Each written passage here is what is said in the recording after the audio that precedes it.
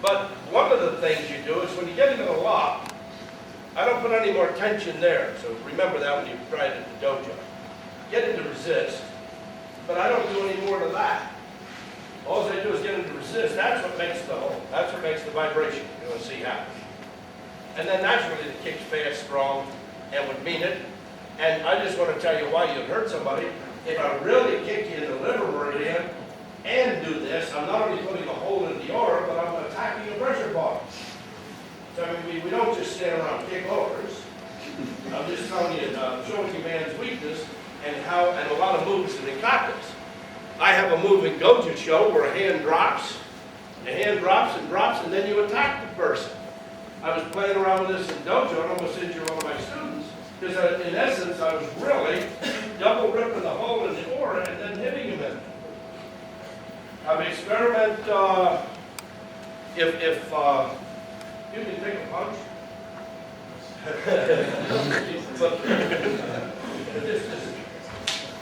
If I hit, it's good and solid. You can feel that. But if I rip, oh, oh, oh.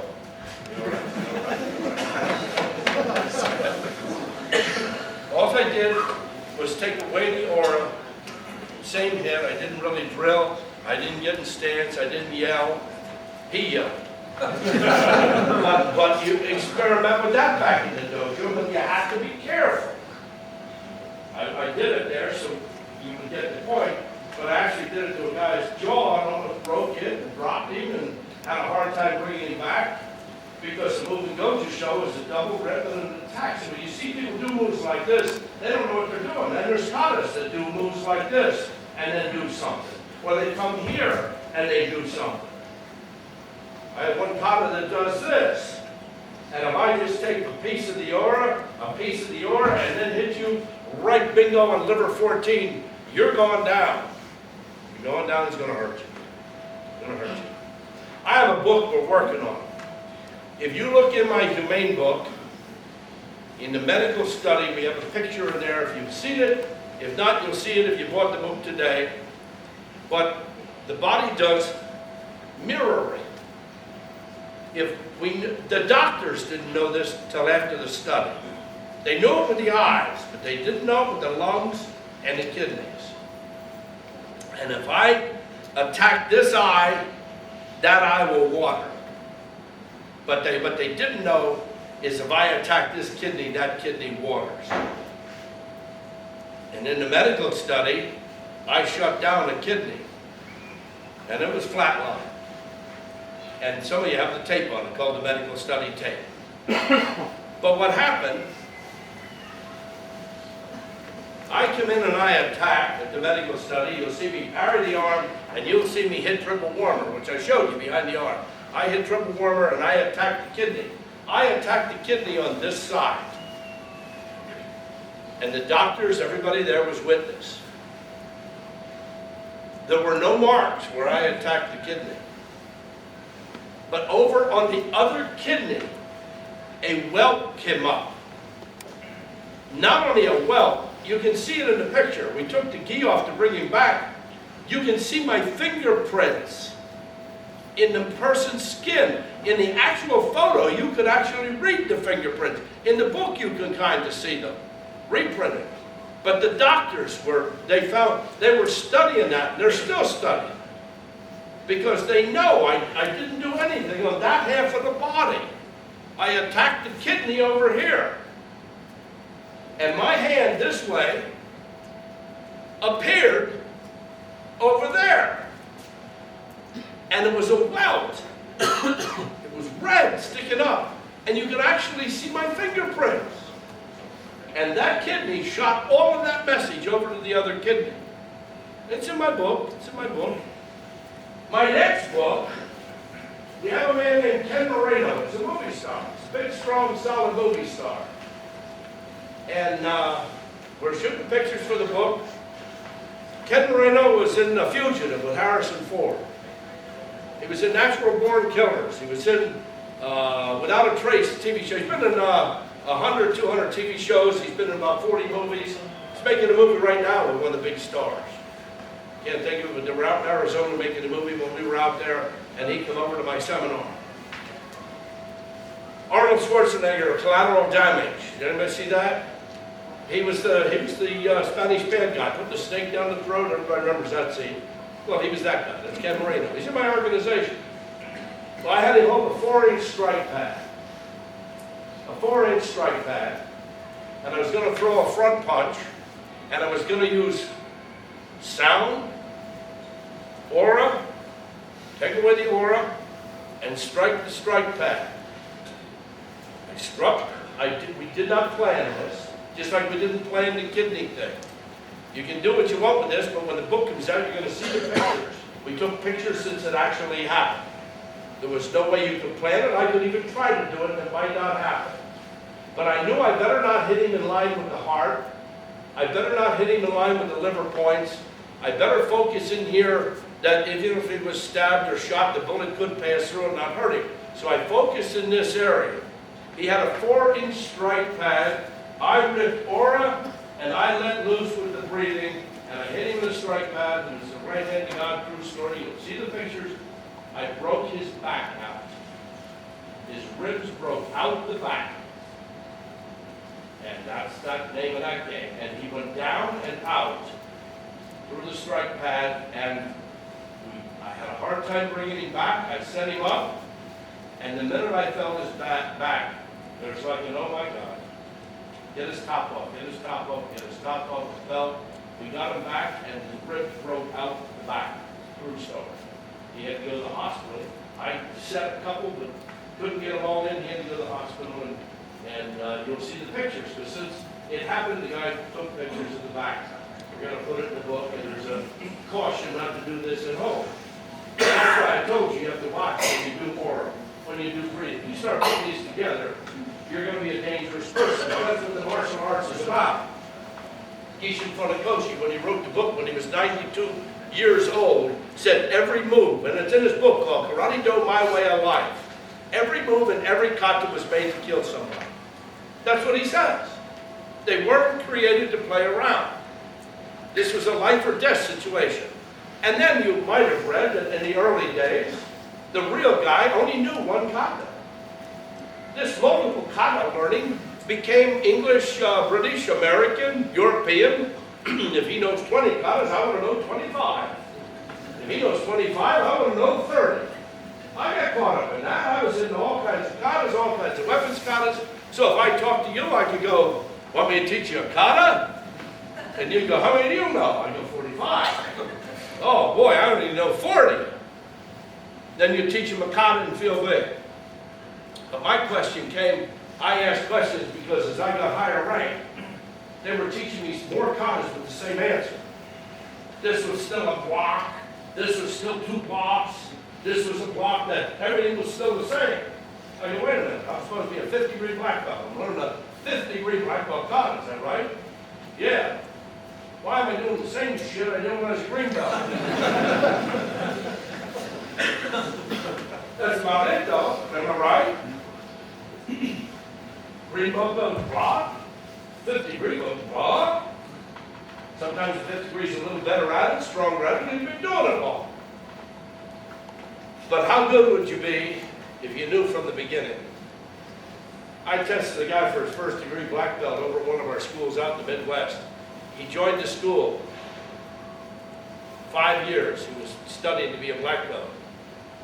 I went to his black belt grading. I didn't want to go to the grading. He said, "Since you got to come watch him grade." I said, "I don't want to watch people grade. Give me the diploma, I'll give it to him." No, he said, "We want you to see this." I went to the grading. Actually witnessed a person that's getting his black belt that's a deadly individual when somebody attacks him out in the street. Only thing he knew from white belts. Me too. I was about 22 years in the martial arts before this came along. Maybe even close to 25 years. And I was blocking and punch, block, block, block. I was doing the same thing. Knocked me 30, 40 years ago, I would have said, block, block. And I watched this guy, and I leaned over and said to the person next to me, I said, "Oh boy, he's a deadly individual. He's a guy that puts his first-degree black belt on, he goes out, and somebody goes for a black belt and tries to beat him up, they're going to run into trouble. They're going to run into serious trouble because he can really handle this." because all of this moves from day one with us. They're second nature. We do chi flow. We've been working on chi. We move people without touching them, if you haven't heard that. Knock people out without touching them. That's happened many a time. In fact, I did it here in England. The key, he'd never been knocked out. He knocked him out without touching him. And it was in the magazines, chi flow. Those of you know that the Reinheimer family, they come to my camps, come to every camp. They've been bringing a kid to my camp since he's been 9. At 12 years of age, he can name every pressure point in the human body and what it's for in hurting and healing. He's now 14. He just did a demonstration last weekend at our camp. He bent a fork with chi without touching it. And I brought the fork down from my cabin. I said, we're not doing anything. No, his mom said he's been working on this at home, and he can do chi flow and bend the fork. I said to the mom, the kid didn't know it. I said, can he do it tonight for the people? She said, I think so. She said, I don't know if he'll want to do it in front of everybody. When he did it at our dojo, he made everybody left. There was only about 8 people, and he wanted to demonstrate. And we had a full camp. We had 100 people at that camp. So I said, let him, she said, put him on the spot. What's it going to happen? So I came down with a fork, and the fork from my cabins. I don't know if it's fork. We got him on the spot. He got out and he did it. He bent that fork. Not only did he bend the fork, the four eating part things were doing this. They were vibrating. So many things can be done with the mind. And if you think you can do it, you're correct. If you think you can't, you're also correct. We're going to take a 15-minute break, but before we do, we're going to present a diploma or two. Separate here a little bit. Just right there. We have some people that have earned ranks that have been following this system. If you don't know Mr. Paul Bowman, he's the guy. He's the reason I'm here. Him and Keith, you know Keith and some of these guys. They're the reason I'm here. Give him a round of applause.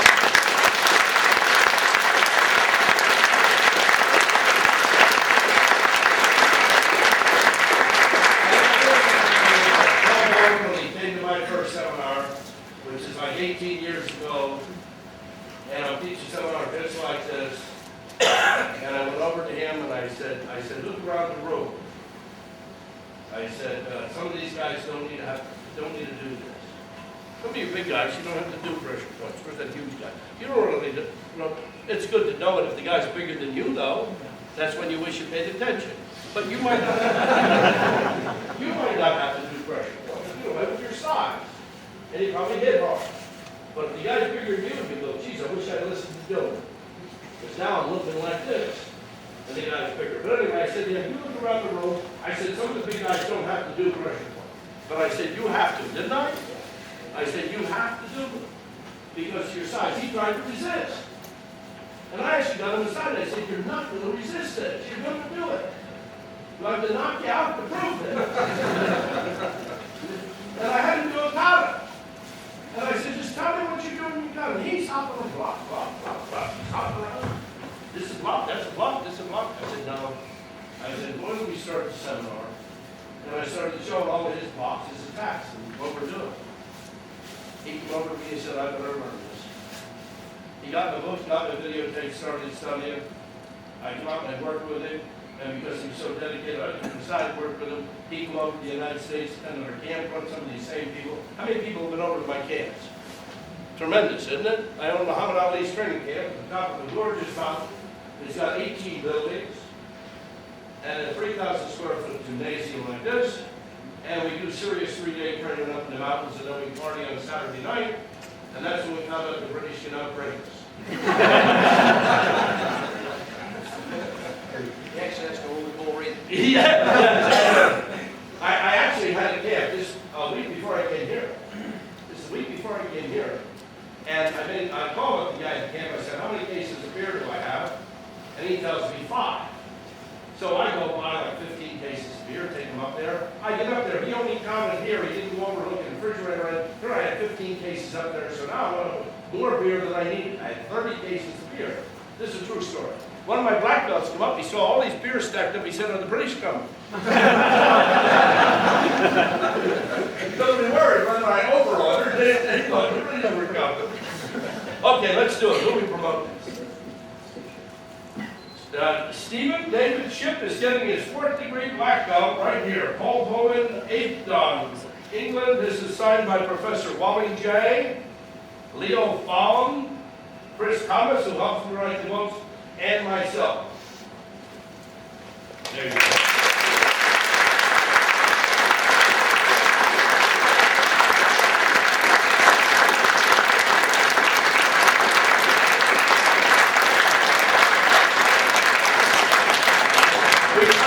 We kind of make this a tradition, but not now. When the seminar's over, everybody sign the back of it.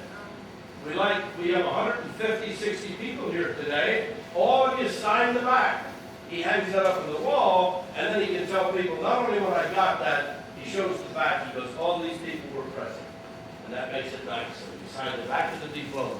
This goes to the belt too. This goes to John Byrne. He's getting his master level 4th degree black belt, Pai Hohan instructor, John Byrne, 4th degree black belt.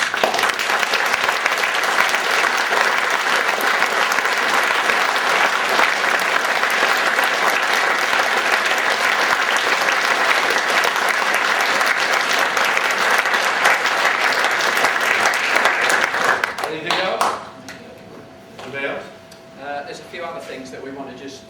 There's 2 other gradings that show can grade. Okay, make it quick. I'll do it quick.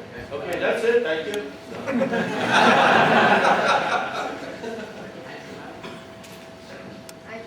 Andrea Mallett, 2nd degree black belt.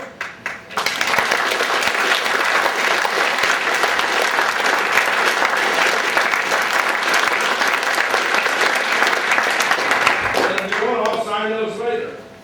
Fiona Mallett.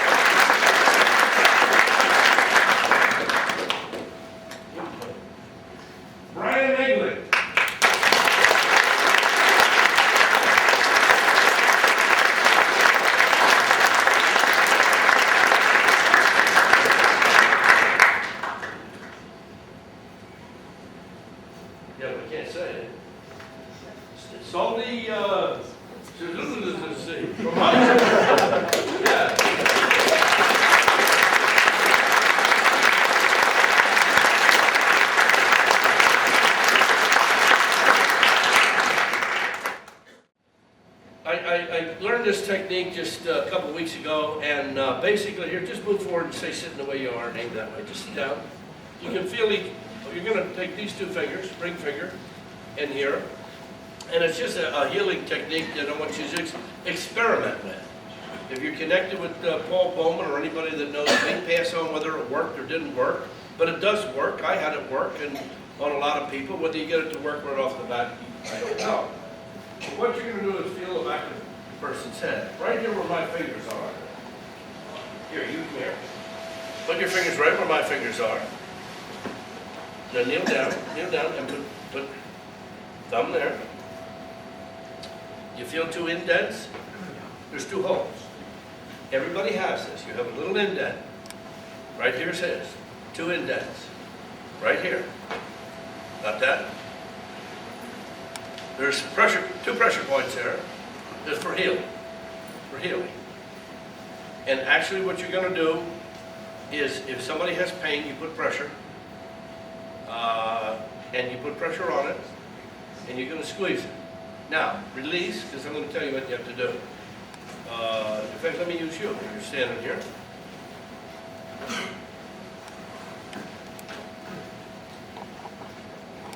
Does that hurt? I'm hurting it. Let's say he told me his elbow hurts. I want everybody to see. When somebody has an elbow that hurts, has a problem, they have a knee that has a problem. If it's where they can put their own hand on it, they may. If it was his knee, I can actually sit him down and put his hand on it. He ought to put his hand on his knee and squeeze the problem. If he has an elbow that is hurting, you're going to squeeze the elbow. Now I'm going to give him a little pain, so he feels it.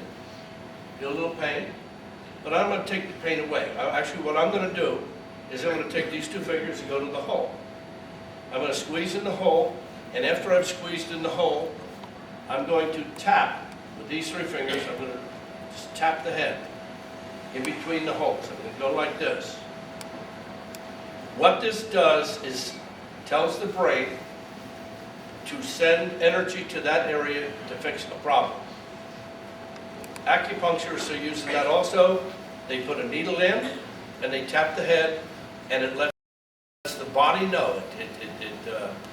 They told me exactly how it works, but it makes a photo of that area and tells that brain, get energy to that area to solve this problem. Does everybody understand that? So somebody has to have something wrong. The one guy has something wrong with his ear. If you do that, we're going to try that. Get somebody to just hold your ear and pull your ear a little bit and squeeze this hole. What you do is put that hole and squeeze for about 3 seconds. A little massage after you're done squeezing those two holes, and then just go like this and tap just above in between them. Just tap like this. And turn around so you can see the tap. You're going to go in these two holes, and then you're just going to do this. And these will tap in the holes. These will tap like this. Now, if I put pain here, you feel some pain. Okay. I'm going to keep squeezing.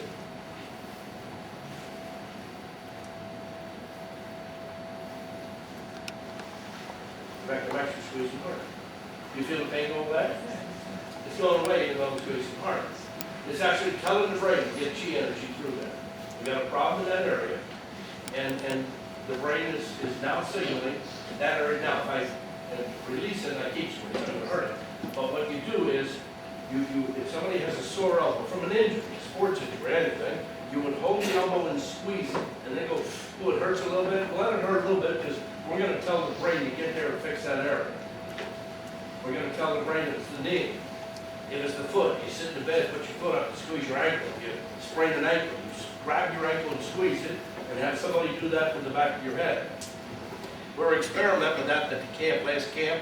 We were experimenting down over in China.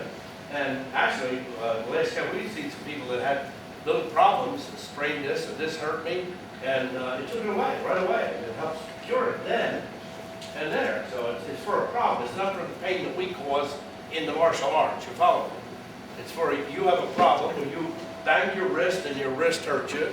You bang your elbow and your elbow hurts you. Somebody just squeezes that elbow. I squeeze the wrist. If it were my wrist, I could squeeze my own wrist while he does this to the back of the head. Or he can grab it and squeeze the wrist while he does it. So if it was this wrist, I can squeeze here, do it with that hand. I prefer to do it with the right hand. So I would want to do this, this. And if it was his wrist, I would want to just squeeze his wrist, squeeze it.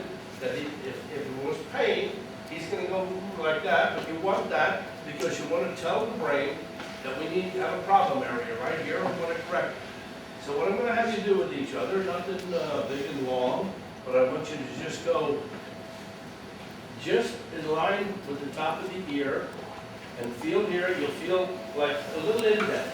There's an indent. Over here, you'll feel a little indent. You put your thumb and ring finger in there, and you actually go in like you're trying to squeeze for 3 seconds.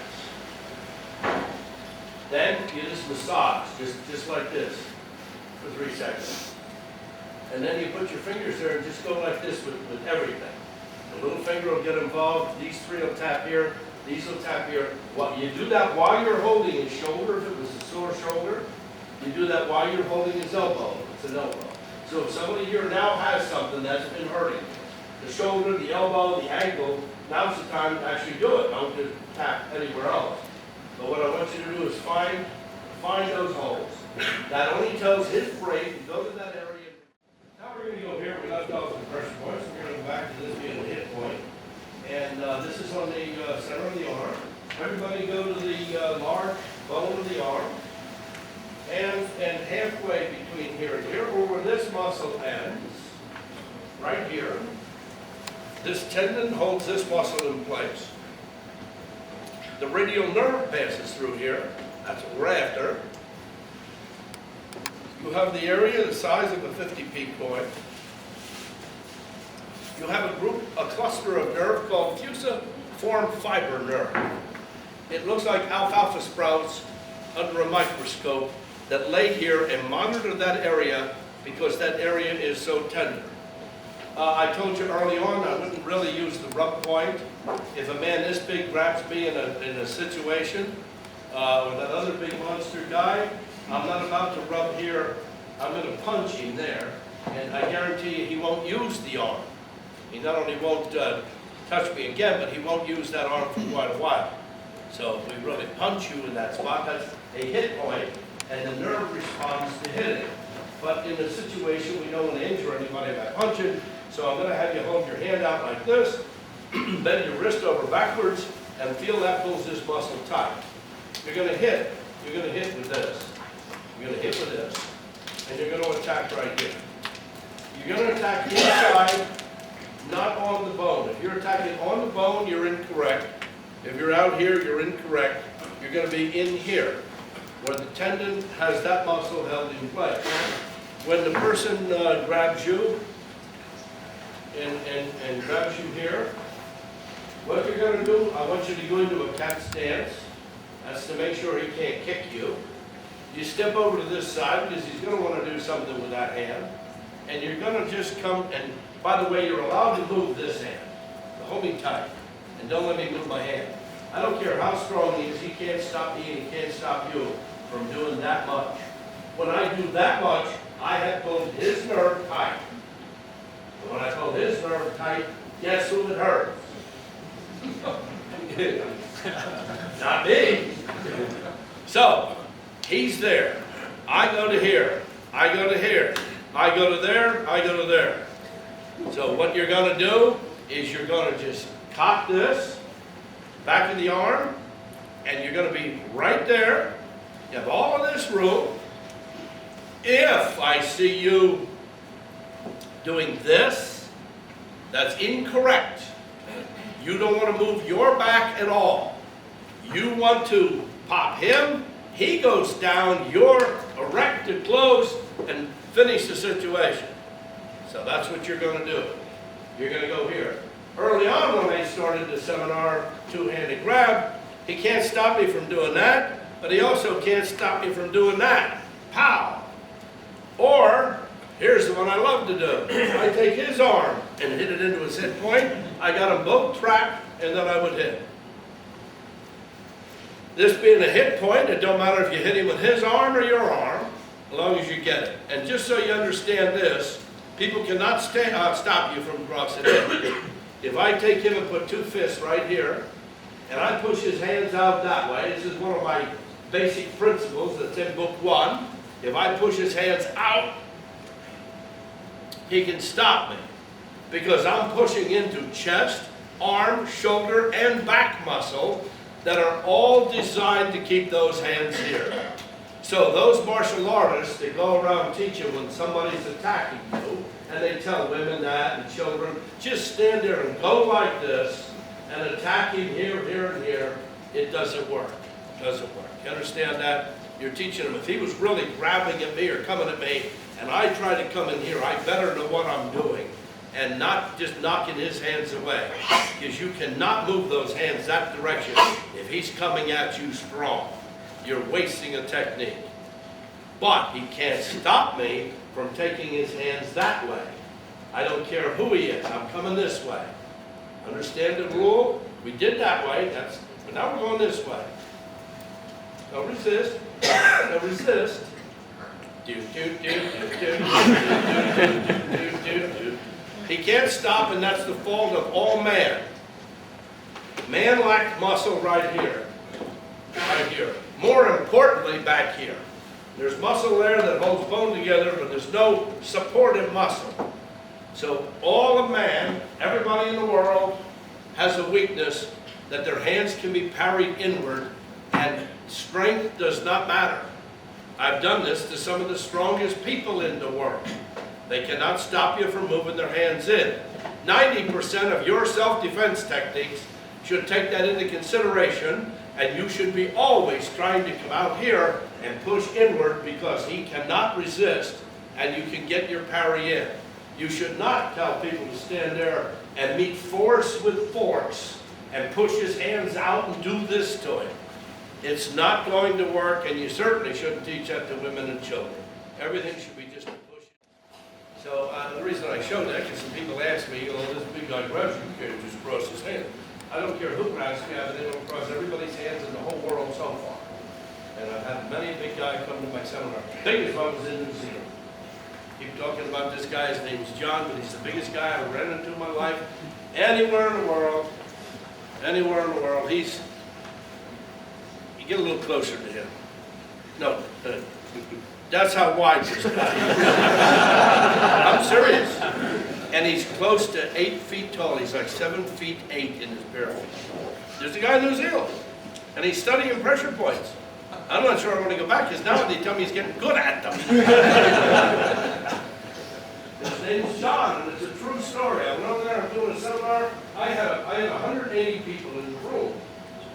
And he came in a little late. He was like over in that corner. And it's a true story. It was like that thing in Tomb Raider or whatever it was, when they opened up, Raiders of the Lost Ark. And I'm going around doing some techniques, and they go, Sensei, we can't do any of these techniques on John. And I go, where's John? I'll do that. Where's John? And they opened up. This guy, how's the guy? I couldn't believe the guy was that big. And as I was walking over, I didn't say a word, but it went through my mind, boy, I hope this works. Because he was huge. I mean, he really was huge. And I'm telling you a true story, one of his fingers was that big.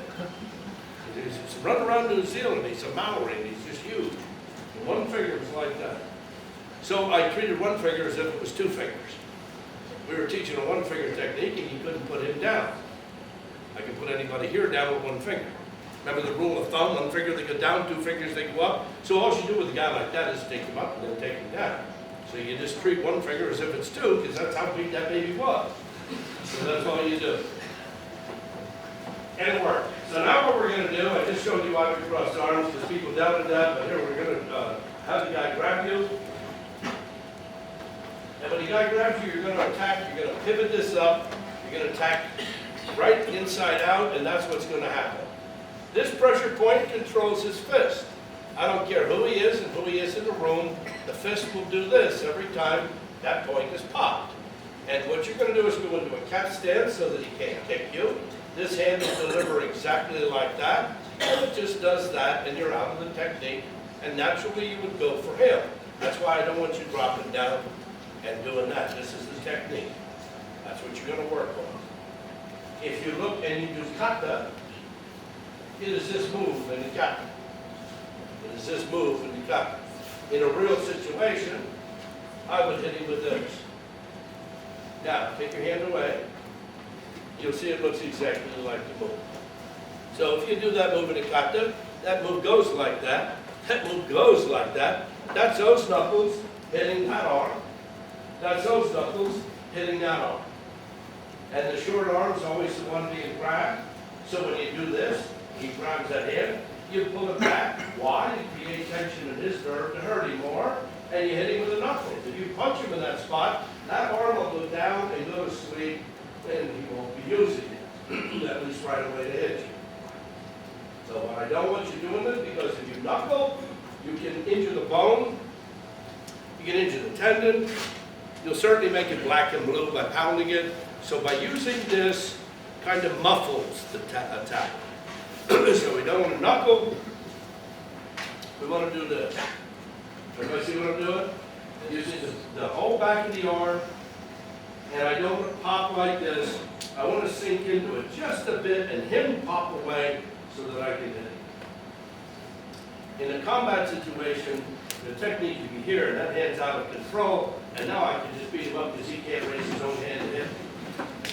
But that's why it's in the kata. I tell people, if you do this move in the kata, it's not a block.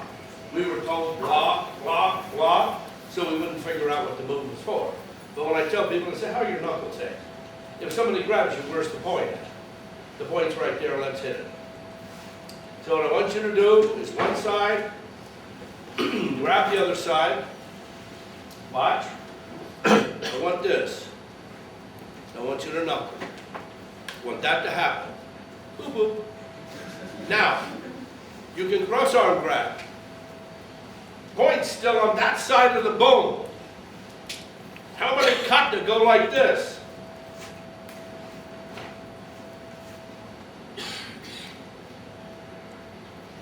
If you do that side, I want you to loosen this hand. I don't want to hurt that nerve again. So just loosen this hand. He'll let go, right? He'll let go.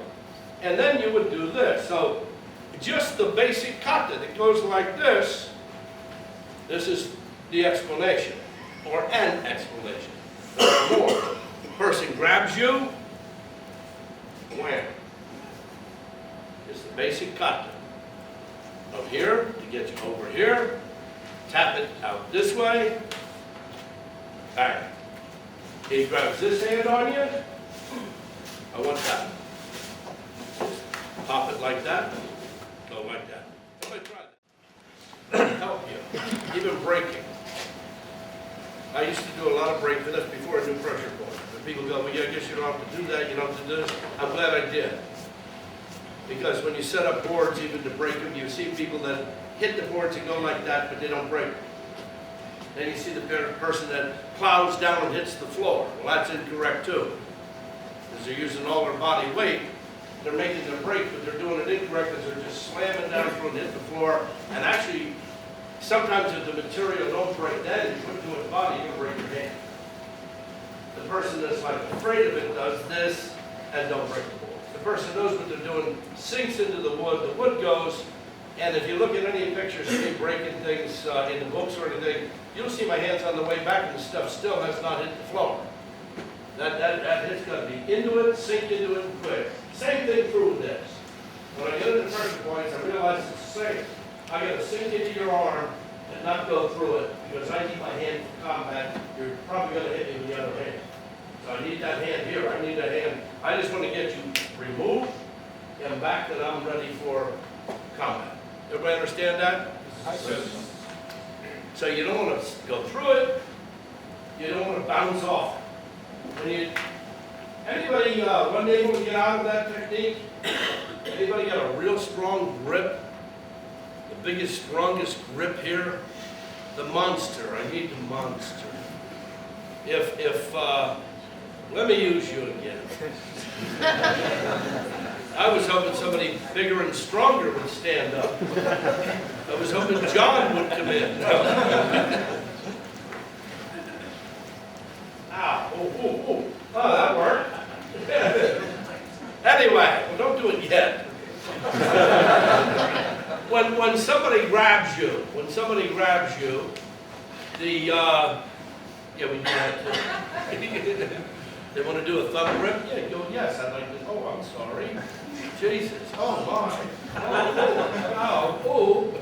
Anyway, when they grab you, people don't understand the cat stance. I told you to do the cat stance. A lot of you didn't do it, didn't raise your foot.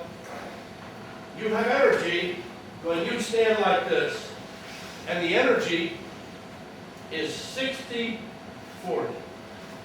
That's why your legs are longer, stronger than your arms. Your energy is created in the tandien. Your energy circles like a cyclone and spins down and comes up. Actually comes up and comes this way. That's why the chest is shaped the way the chest is shaped. You're shaped the way the energy flows. arms are shaped the way the energy cuts through the valley. Go out and look where a river cuts through, and the bank of the river is shaped because of the river itself flowing through. You have the same energy, and that's what we look for. That flowing through.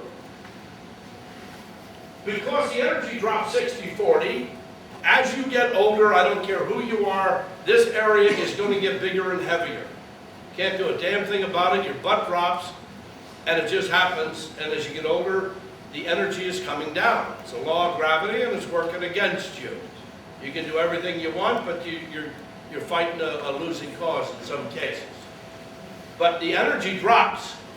When you go into a cat stance, you don't just go into it, you pop it. When you pop a cat, energy that was dropping 60-40,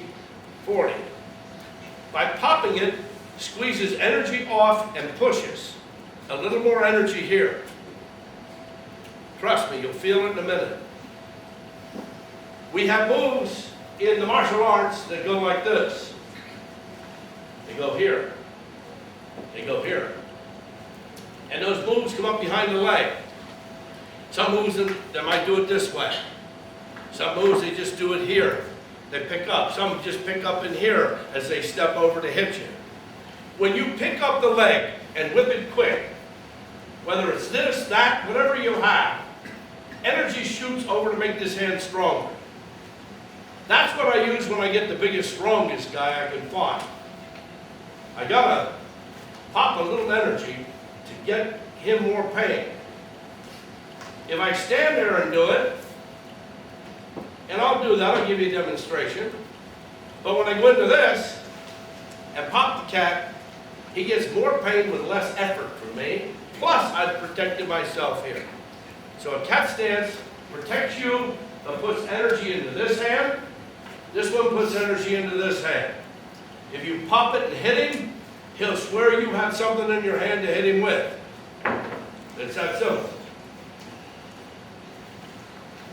If you need it, and you can envision a circle, if you get the biggest, strongest guy, and you go like this, and rob energy from that leg over to here, you almost make this as strong as a kick when you hit with it. Those techniques were used to break the arm and the neck. You would hit somebody on the head, and as you were twisting the head the other direction, you would do that.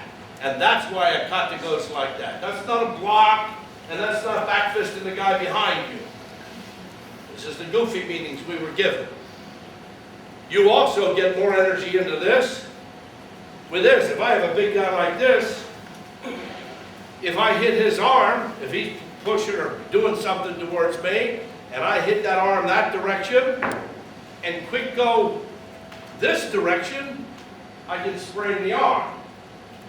Now, being a big guy, I would really want to hit that heart point I told you about, which no matter what he does, that's going to shoot some pain to the heart. This, then, would be my move. I would pull this, and then yank that arm to break it, and he's already got a tingling from walking through it. All I did was walk through it. This move is made to do damage. You never do it in front of the person. I ask martial artists, what are you doing this move for? And you'd be surprised how many all over the world go, I'm getting out of the way of his leg sweep. You ever hear that one? He got a bow stick trying to hurt my leg. You mean he ain't going to hurt the other leg because you've all the weight on it? He wants to kick this leg, but he won't kick that one? Well, it's hidden. Yeah. That's the goofy meanings here. I even have people tell me, guys, trying to cut this one with a sword. You're getting out of the way. You mean he ain't going to take that sword and cut the one you're standing on? You bet he will. That's an energy robber, is what it's for. It's never done like this. It's never done with him there.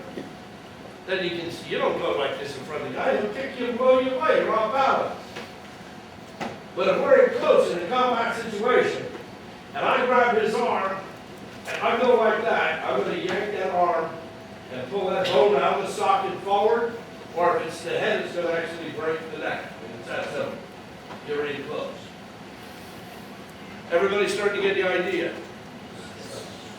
You get up here and grab here. Yeah, you do stand up here.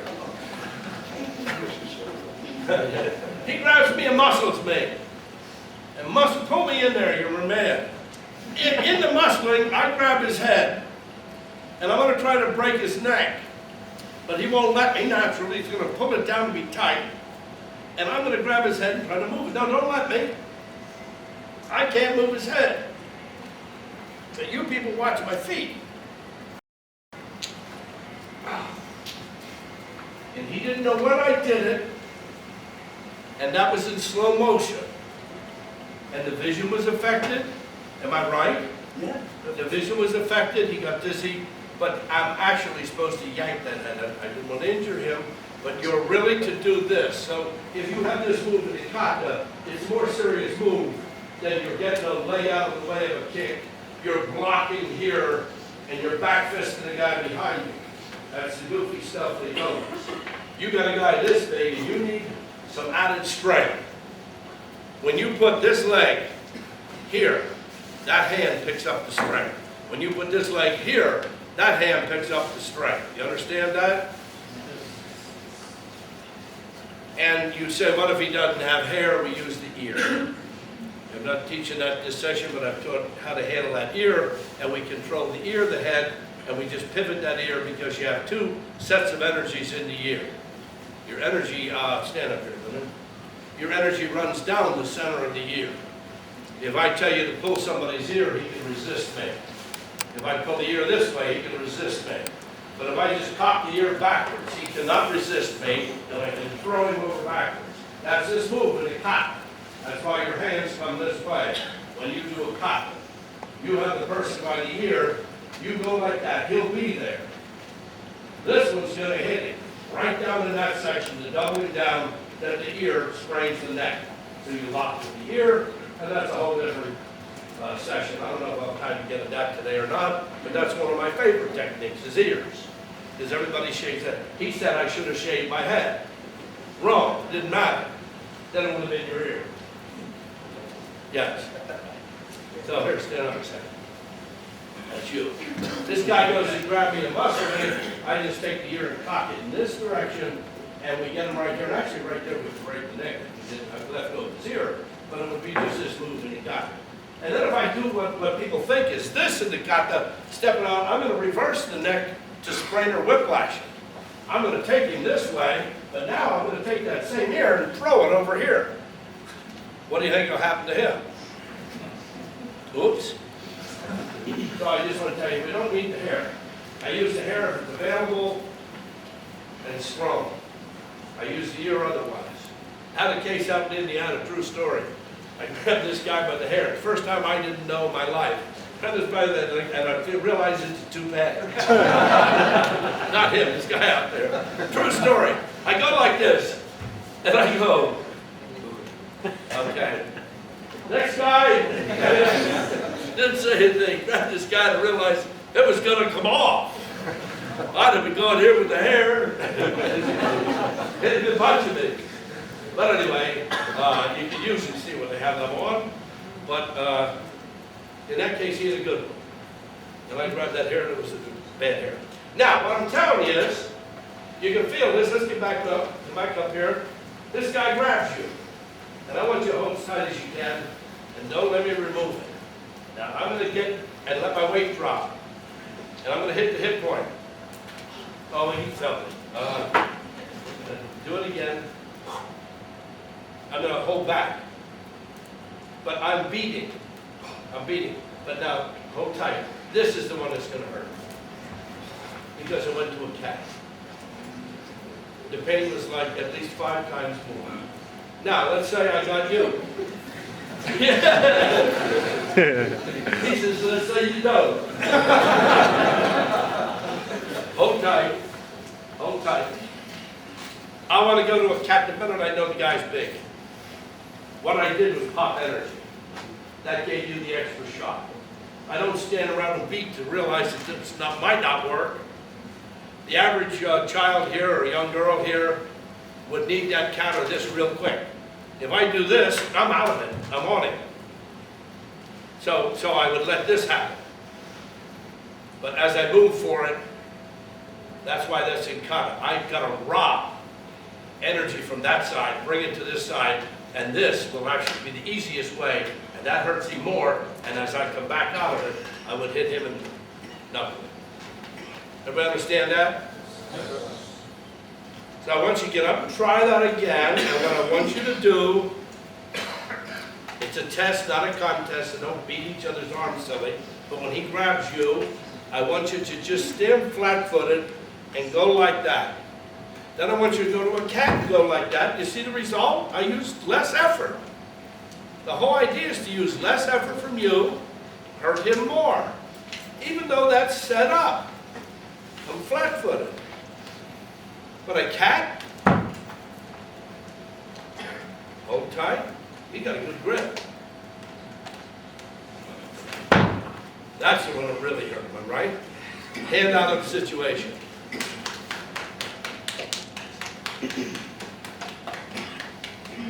Don't do this unless you need it. Unless he's big. But some of you women need that right off the bat. You need the cat stance. You need that. You need that if it's a big adult grabbing you. And if you're doing a kata, why shouldn't you know what that move's for in a kata? You should know.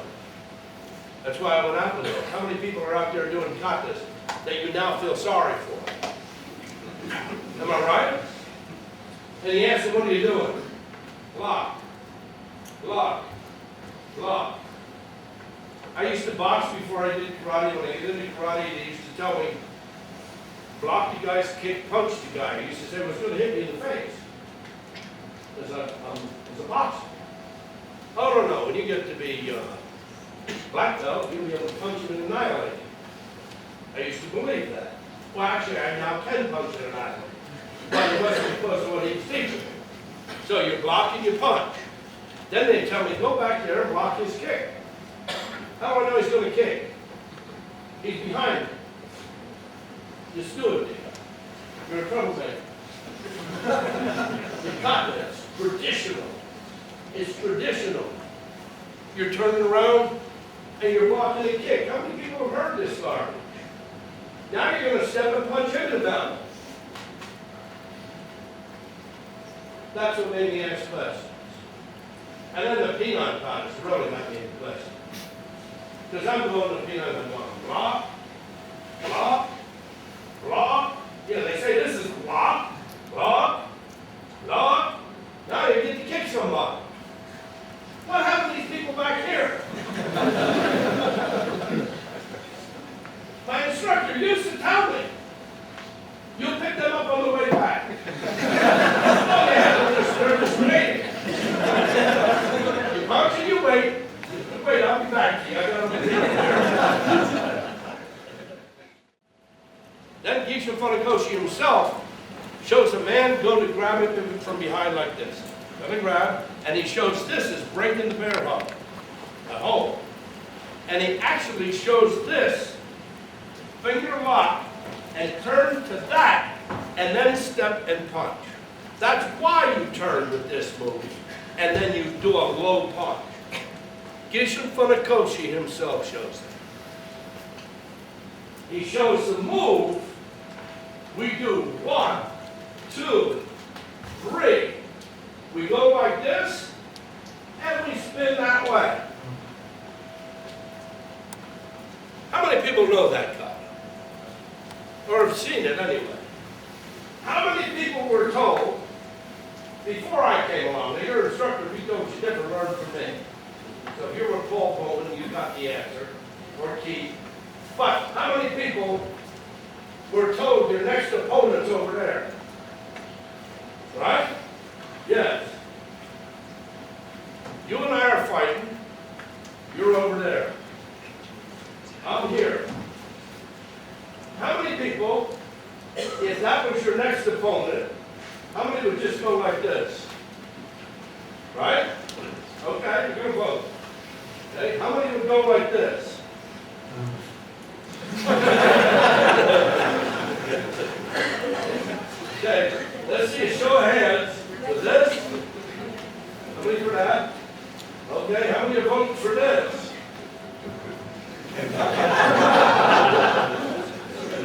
That's what we were taught. That's why I didn't believe it. I kept asking questions.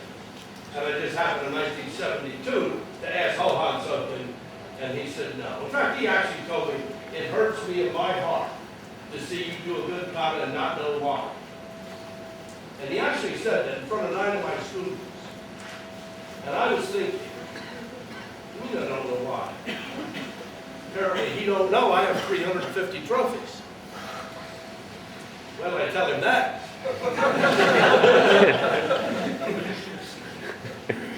And his comment about the 5 people kata, he said no kata's fighting 5, 7, 9.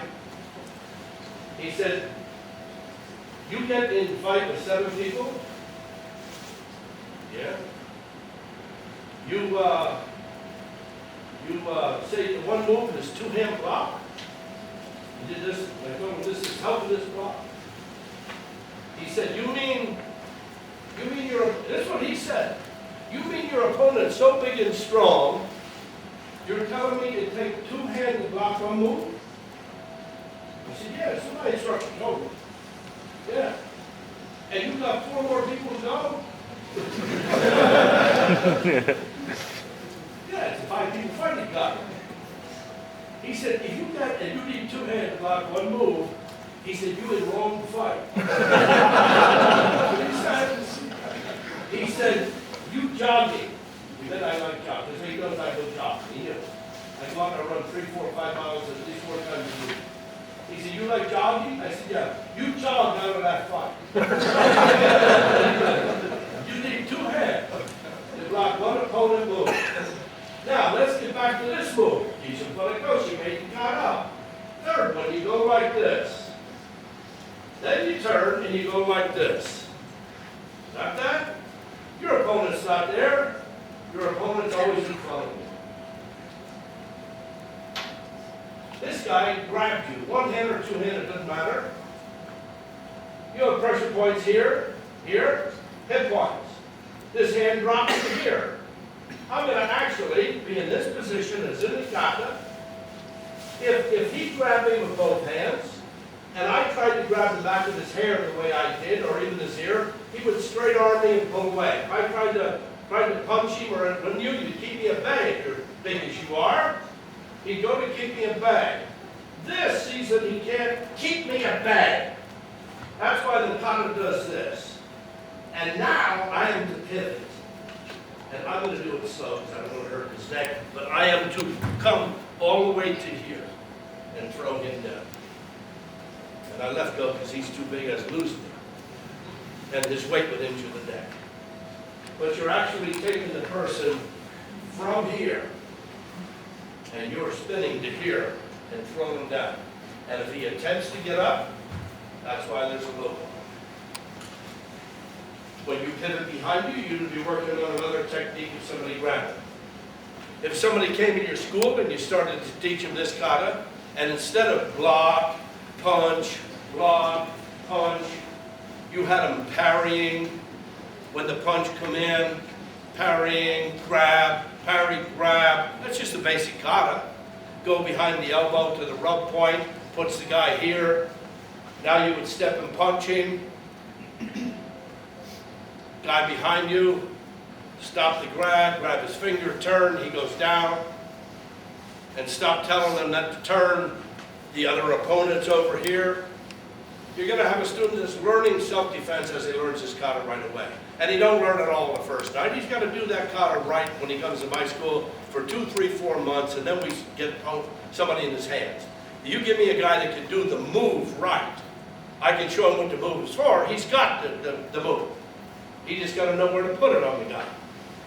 Every kata is mapping out the angle and direction to attack the human body. It's a road map. If I'm going from here to Nottingham, I get a road map. Not anymore, I get one of them satellite things. A sat map. That's how we got here. Turn right at the next corner. Go 4 times around the circle because you're lost and come out of it going this way. But anyway, I just call Kata as a road map. If you're going from here to another city, you get a road map, this is how we go. Kata is how to map out and mark the weak spots on the human body. That's a, that's what Kata's about. What I want you to do, you're going to get your opponent up. They can grab you, you're going to test it. I want you to just tap. You see, I can remove it because that's a head pressure point.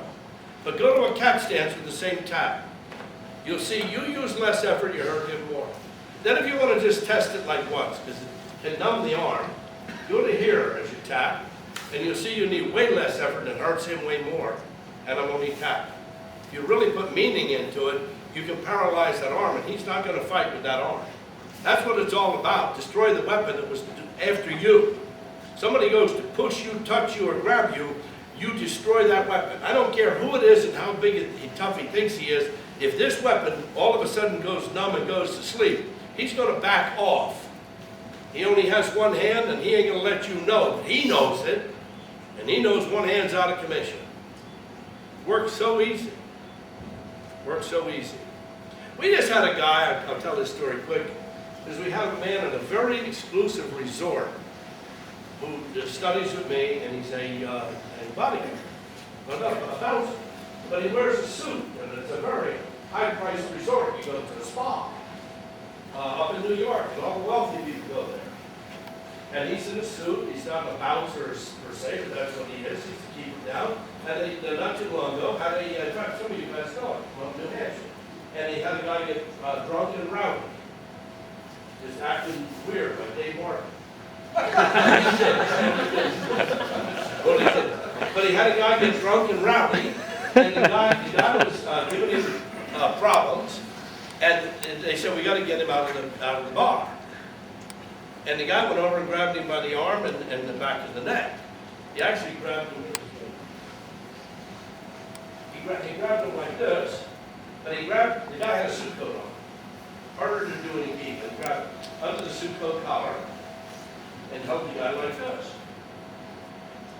This. That. And he was going to take him out. He said, you're going to leave the bar? He said, no, not grab him like this. He said, getting hard. This guy turned to punch my guy. And as he turned to punch, he didn't realize he not only made all the muscles pull, but a chain reaction made him weak over here. And my guy actually just went like this, up under global under 20. If I hit him under global under 20, he's going to pass out. And especially if he meant to punch him. This guy meant to punch this guy. This guy just really lightly did this. And the fight was over. And the guy hit the floor. And he meant to punch him hard with that hand, so this move was just ever so slight like that.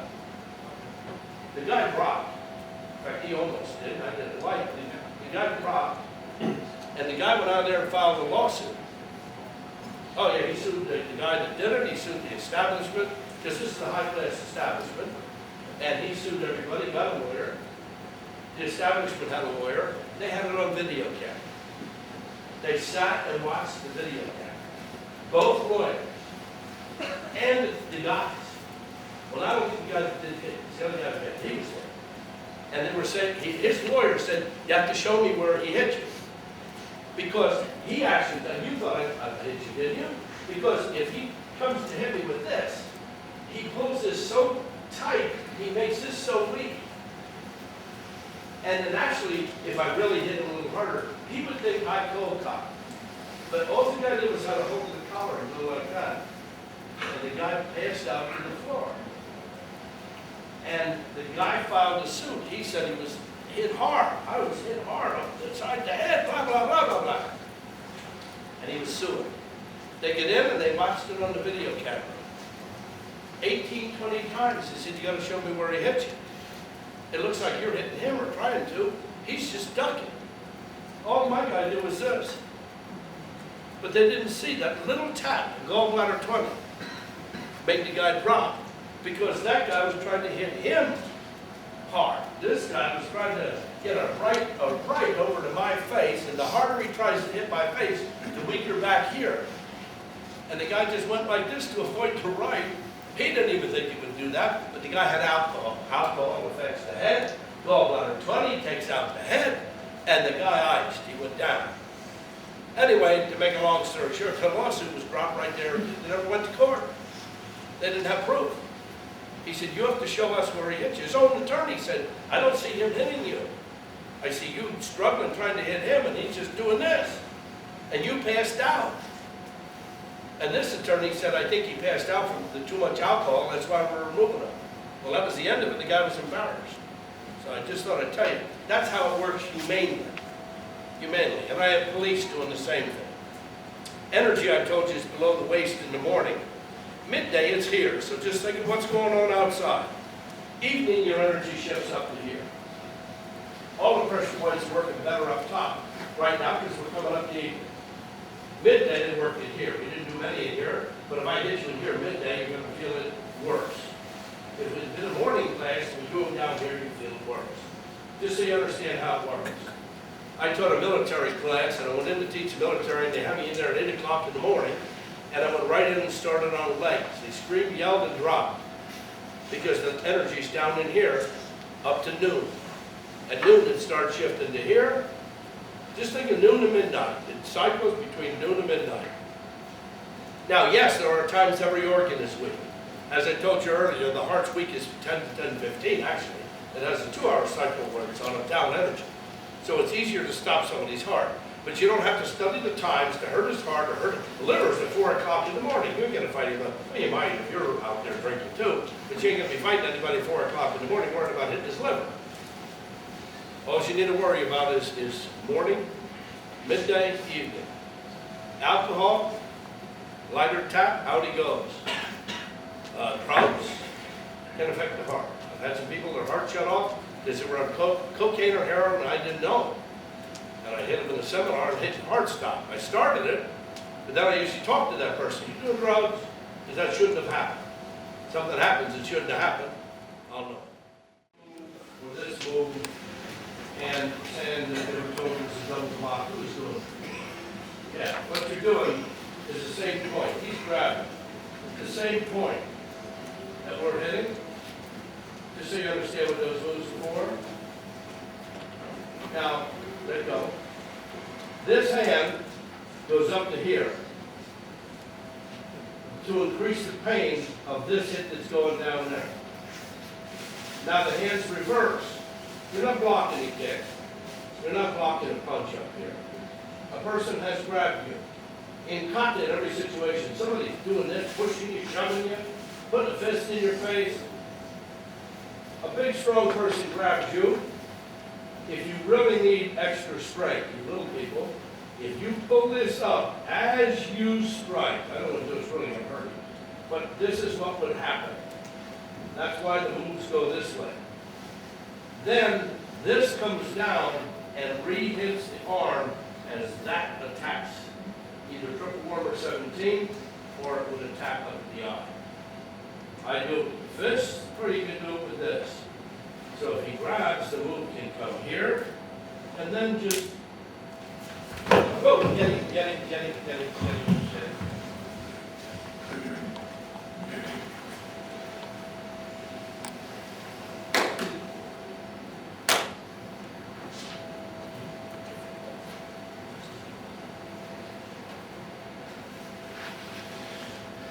Oh, you see that? Back. Say hello to me. To me. Yeah, say it. Say hello to me.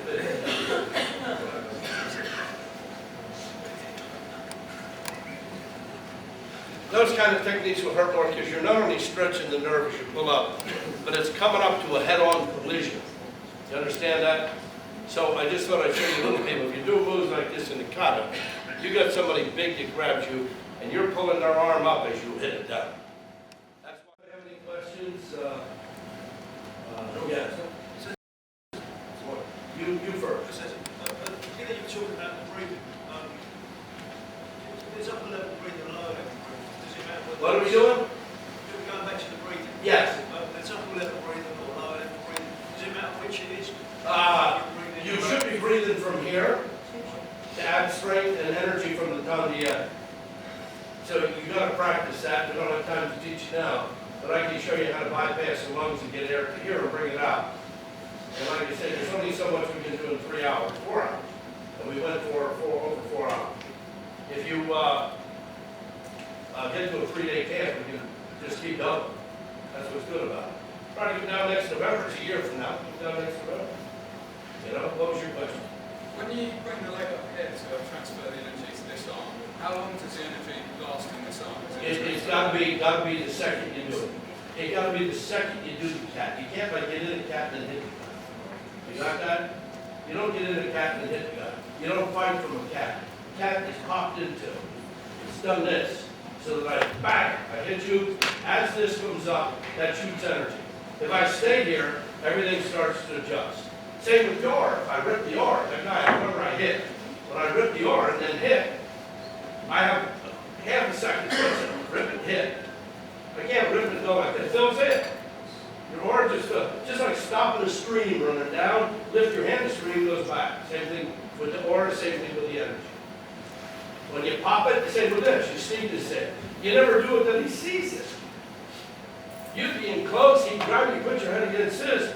You just let this happen as you break his neck. Yes. Are there any time release pressure points, i.e. you hit them there and Yes. later on? Yes. Yeah, there are. Yes. Yes, and we ain't gonna have time to do it, but I can actually hit you and you'll feel the pain 20 minutes from now or 4 hours from now. First time we did it, we ran the test at my dojo. Just believe me, it's a true story. They were from the University of Virginia. Actually, they come up, some college students, and I said to the guy, "You're not driving?" He says, "No, I'm not driving." I said, "Well, I'm going to do a time release knockout on you." I did the time release knockout and did residual effects. This is honest to God true story. I was in Reading, Pennsylvania. Seminar was over. He stood around bullshitting. He left. He thought he could drive. He got in the van and his arms and neck locked up and he went right into the bank building with a van with 9 people in it. And he ran right into the corner of the bank building and nobody was injured. But I raised holy hell because I told him, "You are not driving." I knew he was going to have a residual effect. I didn't have the exact time down then. I can now predict times, but I didn't then. We were testing it. We ran tests. I had a seminar like this at my dojo. The college kids came, and what we did was run a clock. And I had my secretary that worked for me actually tell me the time. And I did a technique on this guy, and she marked the times. You, and you. I said, "You're going to sit down and nobody's going to be touching you. I'm going to get you back up in 20 minutes, half hour." I had it all picked out. And I said, "We're going to have things happen to you." And these 4 just sat and watched the rest of the seminar. Nobody touched them. So there couldn't be anything into it. Sandy Schlesman was keeping the times. Those of you know Sandy Schlesman, talk to her about it. She was there when the guy crashed into the bank building. But anyway, she kept the times. And I did it to these people. It was 4 sets of 4. I did it to 4 people. I did it to 4 people. And I did it to 4. You just sit and watch. I go the whole seminar. I don't want anybody interrupting and doing anything else to it. And then later, all of a sudden, people started getting cramps, charging horses, and dropped. And then when I could have touched them with one more point, it passed out or paralyzed. So it was, that's how it works. That's how it works. Yes? I was going to say, are there any knockouts that don't end in a strike to the head? The what? Any knockouts that don't end in a strike to the head? Oh, all over the body, we even do it without touching. Right. You don't have to strike the head. We get in the neck, we get in the arm. I do some knockouts. If you're watching the videotapes, you'll see people knocked out in the arms, the legs. I've knocked people out with just the feet. The whole theory is if you do 3 pressure points. I was just out in California, one of my students, I don't do that. He took a pencil and knocked somebody out on the foot only. He got down on the floor and he tapped out the cycle of destruction in the guy's foot. When he got to 3, the guy just went over backwards. 1 pressure point causes pain. 2 causes pain to me, and the middle 3 causes knockdown. That's it. Graham, let me use you. I'm going to do this. This is kind of funny. You'll like this. Graham won't like it. Graham won't like it. Here, here, you come here. Go, Graham. You come here. No, we ain't gonna do anything. I want you to just put a finger. I'm gonna put you on a prayer floor. Okay? I want you put your finger right here for me. I want you to put your finger right here. The middle finger right there. Now don't press hard. And I just want you, you're going to go like this, and you'll feel a little nerve there. You feel it? Okay, you come here. Yeah, you, anybody, I don't care who. Yeah, I'm just going to let you feel the pressure point, the nerve. In this finger. You see that little mark right there? That's the pressure point. Put your finger right there. You feel it? That's one pressure point. That's two pressure points. Third pressure point. I missed. What's in there? Well, no, that'll show it don't work. Good. That'll work. Move, move, move, move, move, move, move, move, move.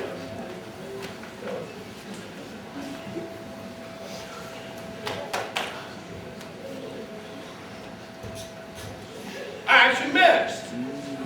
Their fingers were in the way, but that shows it doesn't work if you ain't on the point. Now that's good too, actually. That worked out good. But when I hit on the point, out it went. One pressure point, and thanks for helping me. You people actually knocked him out. Shame on you.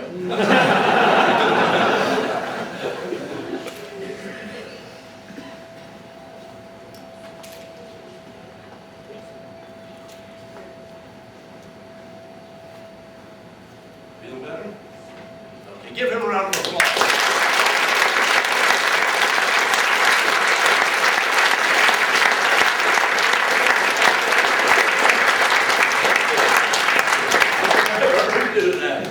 Actually, if I wanted to be nasty, if I could get him over to tap what I tap, get me down longer. I just had to put a little pressure and then I tap. The pressure points that are there are real little. They ain't the size of the 50p, and that's why when I was just off to the one side, and it didn't work. It shows you it don't work if you ain't on. But then I did it right on. What you have there is nerve endings. And they just end. And you do this, and you get all three endings. I have a kata that doesn't move like this, and really it just goes here, and you can just tap on all three nerve endings. Even if you don't get that kind of a knockout, you get such a setup with the removing of the aura, that if you then come back with the next technique and hit him, you're going to hurt the person. Again, they're made to hurt people in a real fight situation. What I'm going to do is actually bring up Paul Bowman. You want to do a knockout or two? Let's bring up the king of England.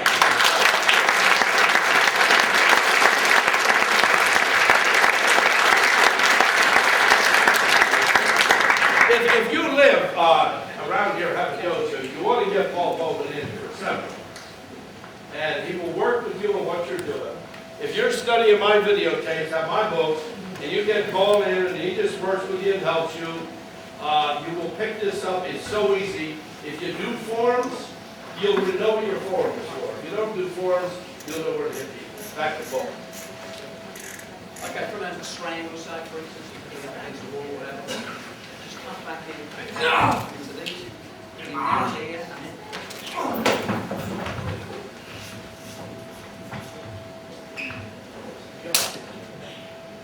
That's the first I see that. Sorry, I love that.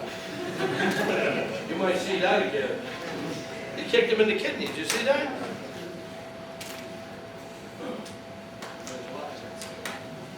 I know. It's beautiful.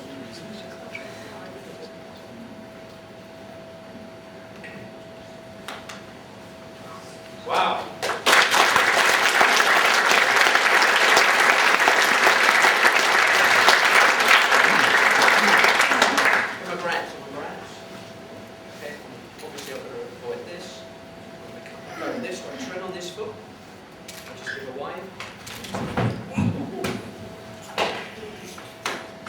He stole from the aura, if you didn't remember that, and then hit him into it. And if he'd have done that way faster, the guy would be out deeper and longer. He stole, grabbed away from that aura and just hit him into the hole in the aura. I think that's great.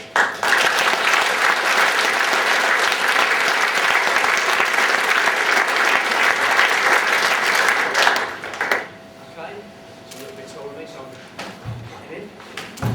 Oh!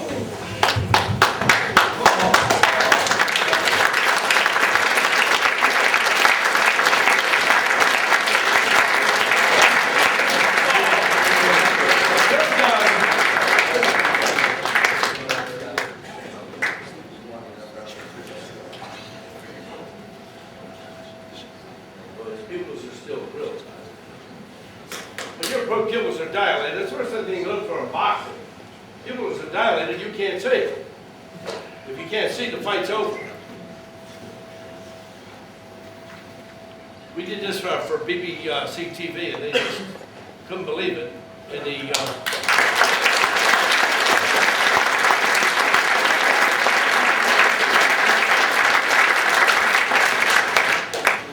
Okay, this text is a little bit more calm. I'm going to touch it. He's going to touch me.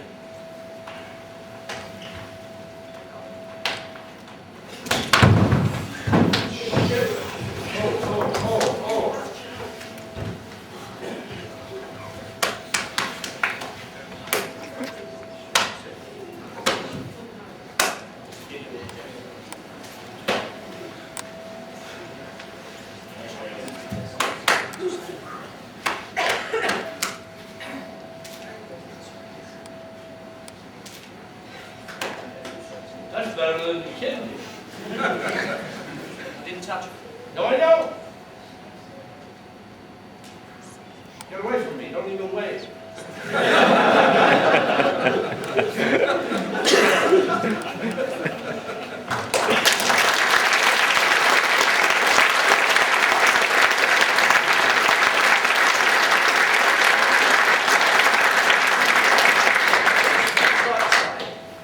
Okay, those who wanted the nunchucker cutters are over there. Video, sorry. Also, we're selling DVDs cheap. We've got a new one out, we're breaking down to 9 inches. The 3, all of them are there. Obviously, the camp next year is leaflets to take for that. Will Higginbottom's coming January. Oh, get over here. Will Higginbottom's coming. He's one of our top teachers. You've had him in Hungary, am I right? And he's good. He's going to do a seminar. He'll be here in January.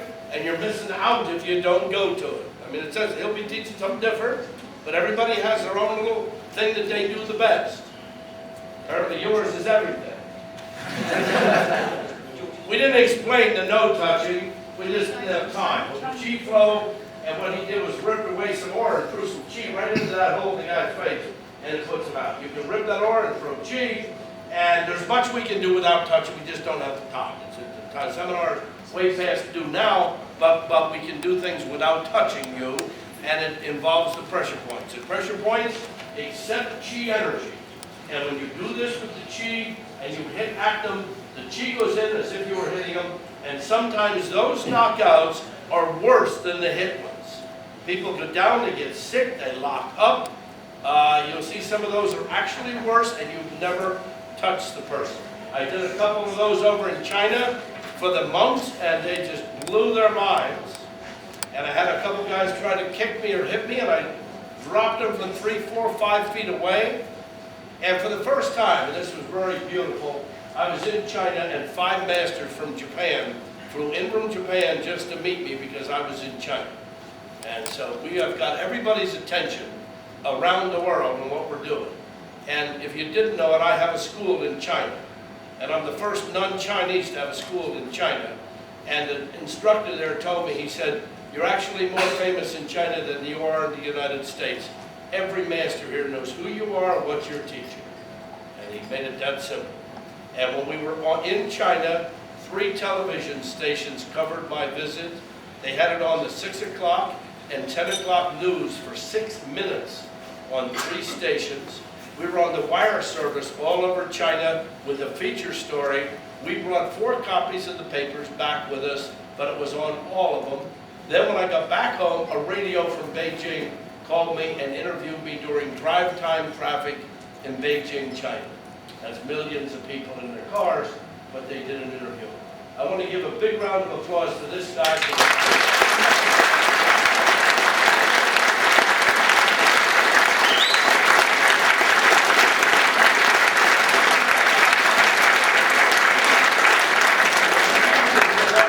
Organized this, of course he did it with, where's your daughter? Yeah, his daughter did more work for this than these guys did. I gotta say that. She's the one on the internet answer. Give her a big round of applause.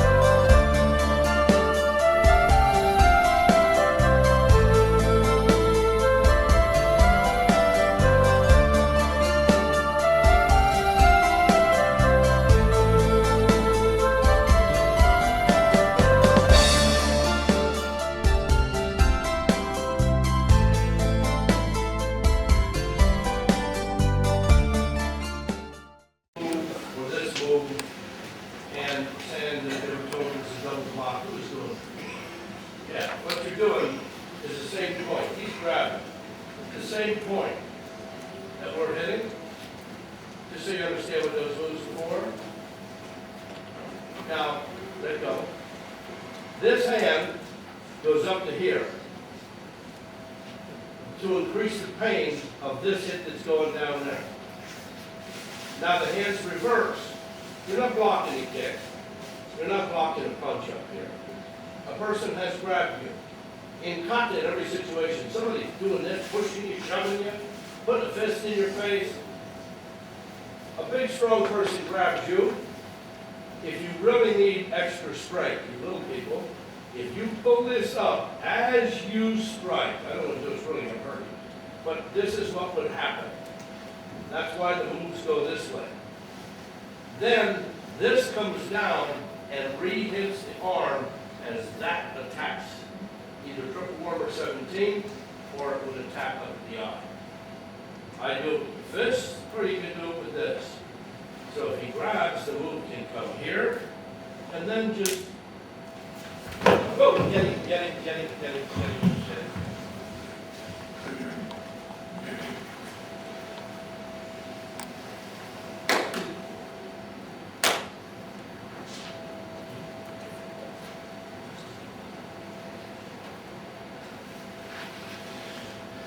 Oh, that is back. Say hello to me. Yeah, that's it. Say hello to me.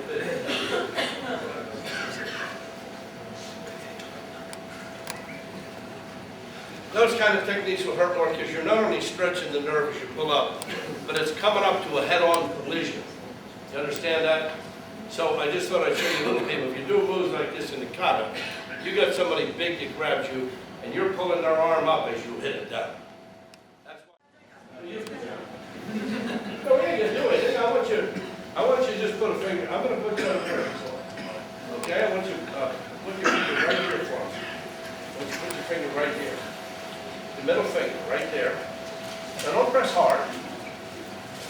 And I just want you. You're gonna go like this, and you'll feel a little nerve there. You feel it? Okay, here, you come here. Yeah, you, anybody, I don't care who. Yeah, I'm just going to let you feel a pressure point, a nerve. See this finger? You see that little mark right there? That's the pressure point. Just put your finger right there. You feel it? That's one pressure point. That's two pressure points. Third pressure point. I missed. Well, that'll show it don't work. Good. Now it works. Whoa, whoa, whoa, whoa, whoa, whoa, whoa, whoa, whoa.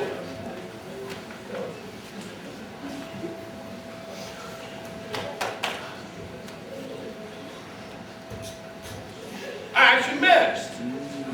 Their fingers were in the way, but that shows it doesn't work if you ain't on the point. Now that's good too, actually. That worked out good. But when I hit on the point, out it went. One pressure point, and thanks for helping me. You people actually knocked him out. Shame on you. Let's bring up the table.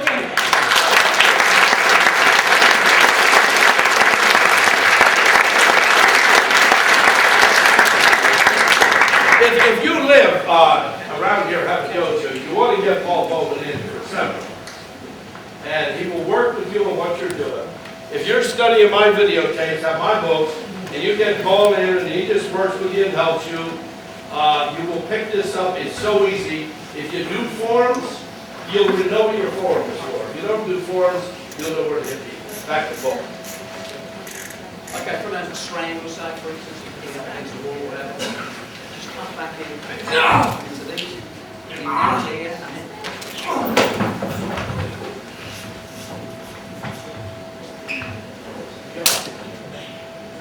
That's the first I've seen that. Sorry, I love that. You might see that again. He kicked him in the kidney. Did you see that?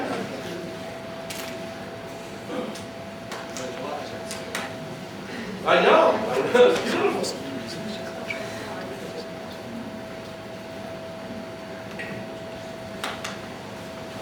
Wow.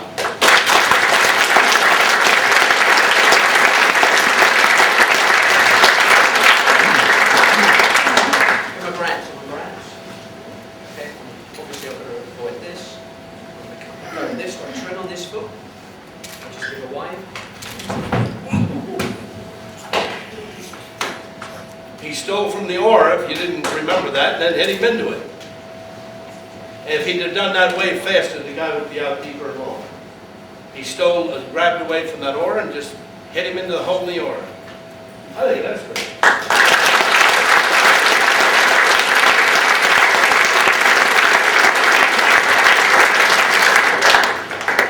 Okay, it's a little bit taller than me, so I'm getting in.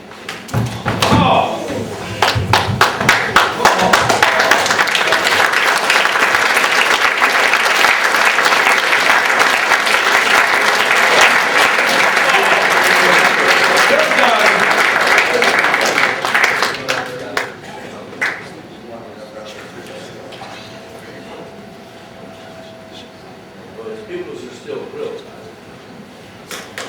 Pupils are dilated. That's the first thing you look for in boxing.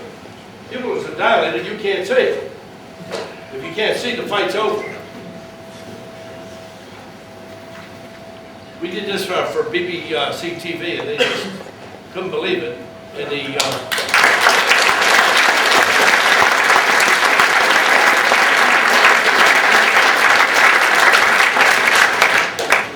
Okay, this next a little bit more wrong. I'm going to touch it. He's going to touch me.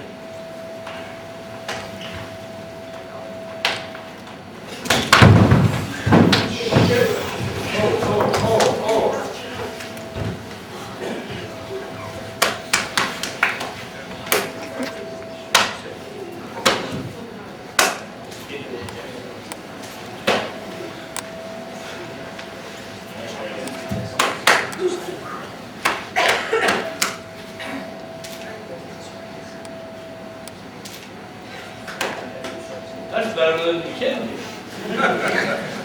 Didn't touch it. No, I know. Get away from me. Don't even wave.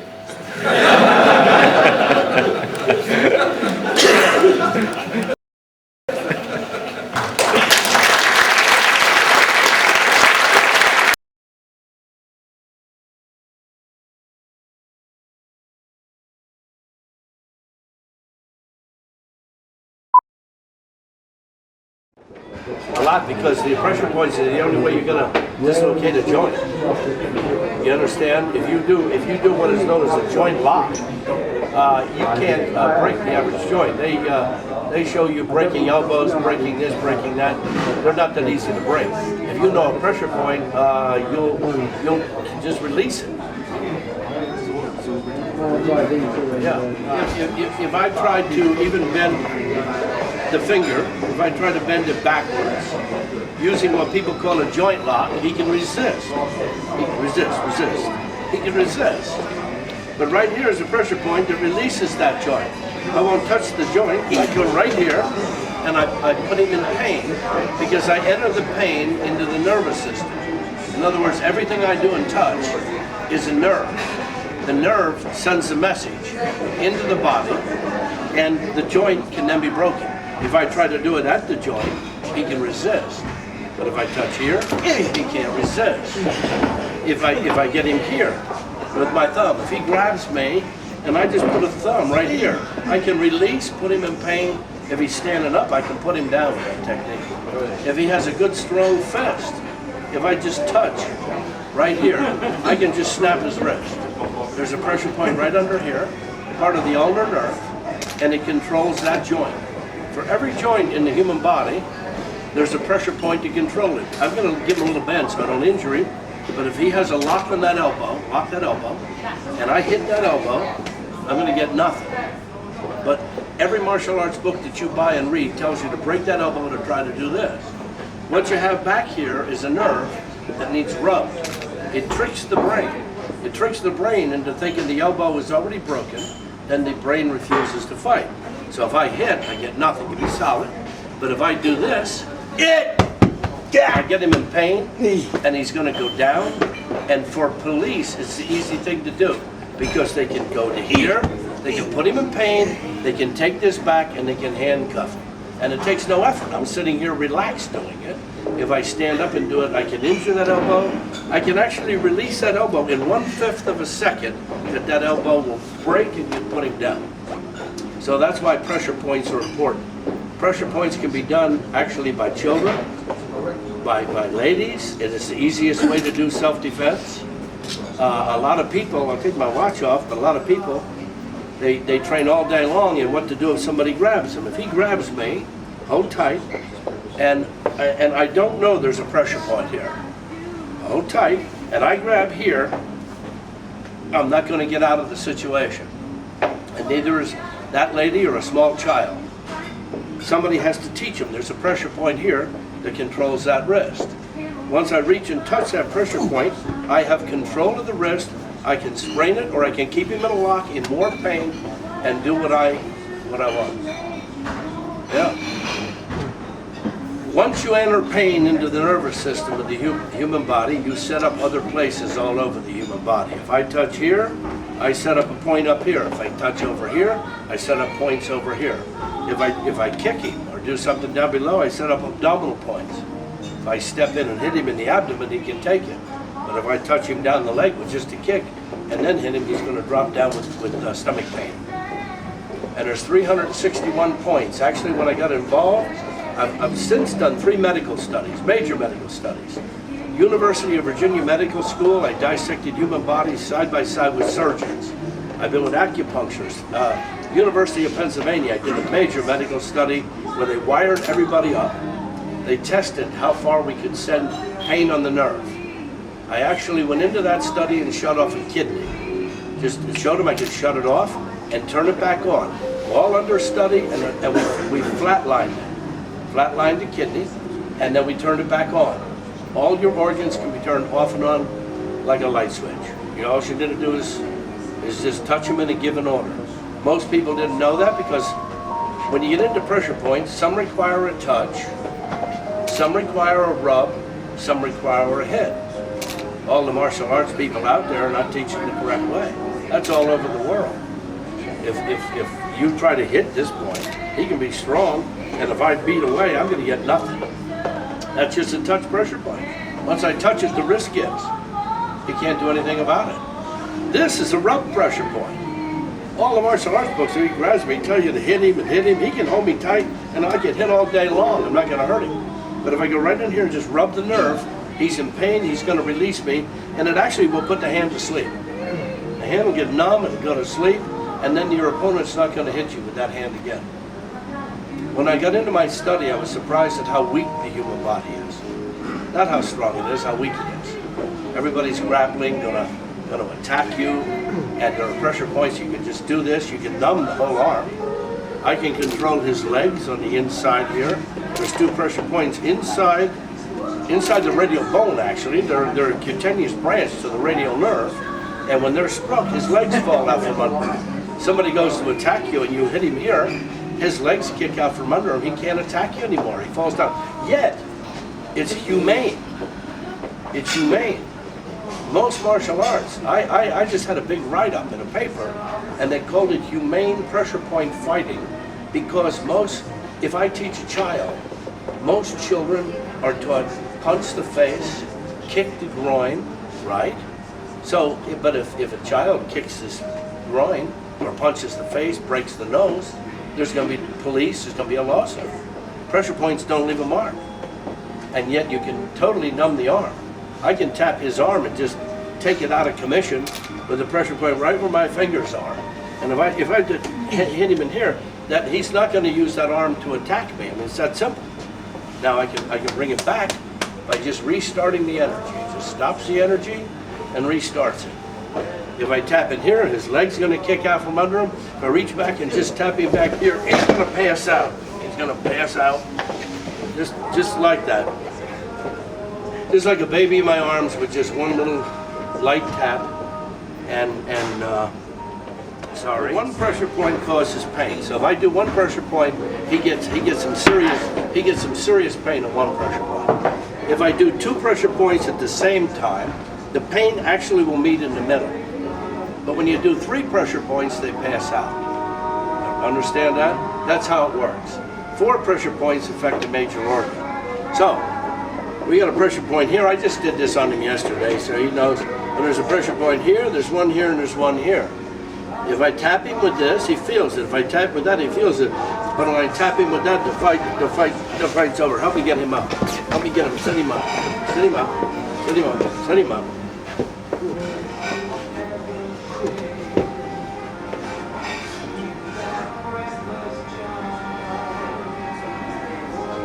Now, look at the pupils. When you do the pressure points, it's the easiest way for a combat situation. I mean, it's that simple. You can do it. We have children that can do it. Now, we don't teach the children to do the knockouts and some of the things you've seen, but it's children that need to know a release if they're being grabbed to be kidnapped. It's women that need to know what to do if somebody grabs their purse or their hair. And they can't expect to punch it out one for one with a big, strong man. It's that simple. This is what we call the equalizer. People, when they get into pressure points, like to, if they don't want to study it, they say, well, they're too little, because maybe they've been to an acupuncturist. That's true in a way. The pressure point is in the center of that circle. But we have that entire circle to work with that'll affect that pressure point. And we have 361 places. So if I take 361 circles, as big as your $1 coin, your pound coin, £1 coin, and tape them all over your body, they're not too little to hit. You just got to know in which order to hit them, as I did here. I did him 1, 2, 3. If you just hit him any way you want, nothing will happen. If I stand here and hit you any way I want, you can take the shot, but it's the given angle and direction. And then knowing whether the point needs a touch, a rub, or a hit. When I was training Muhammad Ali, I wish I knew this. I didn't know this at that point. BBC just came over and did a documentary on Muhammad Ali's training camp. I've owned that camp now for 10 years. For 10 years, and we've been training martial artists there. As I said before, I worked out and trained with Muhammad Ali. At the time, I did not know pressure points when I trained Muhammad Ali. I knew a couple pressure points, but not the entire body and the system, how they fit in. And where they really fit in, for martial artists, I was sat down on a couch like that, and an 83-year-old man did the same thing to me. 83 out of Okinawa. His name was Hohan Soken. He told me this was never taught because of World War II. It wasn't taught to people from your country, my country, anybody outside of there. They went quiet because of World War II. You have martial artists all over the world that do what we call forms. They call them kata, forms. They're doing all these moves, and they're jumping around. And in those forms will be a lot of blocking techniques that are totally useless. You would not use those blocks in the street. But he told me there were no blocks in those forms. There were only blocks put in those forms because of World War II. You understand that? That's why they go around and they go block, block, block, block. When I learned those forms, being a boxer first, I said to my instructor, when do I get to hit the guy? He said, well, you'll get to hit him on the way back in the form. And I'm thinking, oh yeah, like he's going to be sitting there waiting for me to come back. All of the moves that were hidden in the kata were disguised as blocks, were all pressure point manipulation. And you ask any martial artist, I go in and I do seminars all over the world. People come out by the hundreds when I do seminars. And they do this move, and I say, that they call that a block. I said, would you ever use that as a block? And they go, no. They call it an augmented block. But how are my knuckles aimed? They're aimed down. Somebody's going to use you. Just smile in there. If he grabs me, I pull his hand back to stretch the nerve. Right here is a pressure point that's going to release. Now let go. Let go. Get your hand out of the way. That looks like the move. So when we were told it was blocked, we thought it was a block. But in essence, when somebody grabs you, you hit here, that arm's out of commission. It's that simple. It went to sleep. Sorry, but I hit him with the knuckles. And so that we do show the point. But as he hits me, that's the same technique. If you're learning that move and you're thinking this is a block, you'll never use that move in the street. But if somebody touches you and you hit them, it's just delivery like that. And if they touch that arm, delivery like that. We have a move in the form, people do go like this. You ask any martial artist, they'll tell you it's a double block. They'll tell you this is blocking a kick, this is blocking a punch. I usually tell people, who do you know that fights like this? Nobody fights like that. But if he grabs me, and he really meant it, this hand is gonna pull up to this position, while this one attacks that point to that position. This move is gonna hit him right here, while this one punches his arm. So that's why it has a double move in the form. Yet when they taught that to martial artists after World War II, they went block, block. So if he grabs me, this releases it. This is gonna just tap right there. But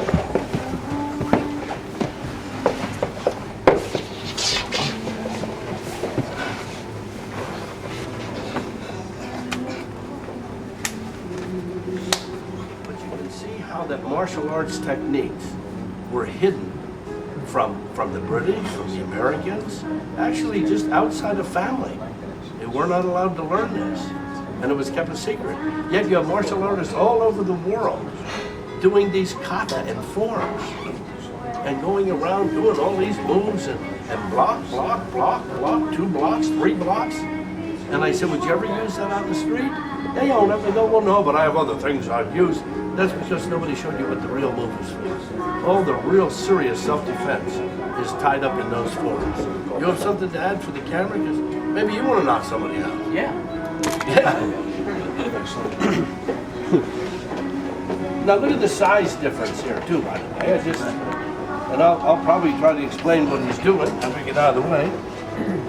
What do you? From a grab? Yeah. If he grabs, somebody grabs, then just tell them what you're going to do. So it ain't so quick. Okay, right. He's Grabs gonna- me. I'm going to hit his arms here, bring him forward, and I'm going to hit him here. Okay. But now all these nerves tie in together. Okay. So You can't.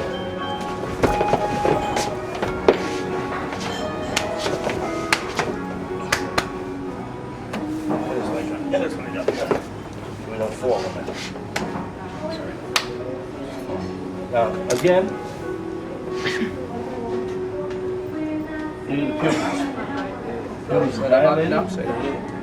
Pupils are dilated, and what are you going to do here? okay. Hit some grabs. Here. I'm going to come over this one. Get a connection on the foot. Wave my hand here. Whoa! See, the guy never saw that one coming. Yeah. Sorry. Resist me. Resist. If I try to do this, and if I go here. Yeah. Yeah, but I didn't. Yeah, but I only did one pressure point. Numb the arms, you feel that? Yeah, it just drops you there. And then with a couple of the 2, it puts you right to the floor, and we give you a little tap. Sorry. Sorry. So you know how to George Dillman knockout. And your pupils are dilated. Here, sit over here a minute. Sit here a minute. Sit here, just a minute. Let me look at your pupils. Yeah, the pupils are dilated. And that's what they call a knockout. Yeah. That was nice. Did you enjoy it? Yeah, it was great. Yeah, but it was fun. But now you should want to learn it. Yeah. It's easy to learn. Yeah. No. As we know. And now you know I'm fake. Thank you. Yeah. No, thank you very much. Martial art out there, this does not change anyone's martial art. It adds to it. He's Taekwondo, it hasn't changed it. Keith over here is a kickboxer, hasn't changed it. He still works his art, but he works the pressure. Thank you so much. Okay. She's never done it. I've never done Well, let's show him where it's at. Yeah, but you're gonna have to hit here, and it's gonna have to be in and down. Most people hit like this. That's incorrect. Make a nice tight fist. It's got to be in and down. Yes, but don't do it. And we're just showing her the correct angle and direction. Because that's what we're about, angle and direction. No, no, no. Give him a shot. No. There you go, there you go, there you go, there you go. You got him, you got him, you got him, you got him, you got him, and he's going stiff. You got him stiff. Help get his leg. Help get his leg. Help get his leg. Right, mate. Right. He actually went out deeper because you're female. Female to male makes it worse. Really? Yes, because you're a yin person, he's a yang person. So you just seen it, yes. You've just seen yin and yang explained the best it could be.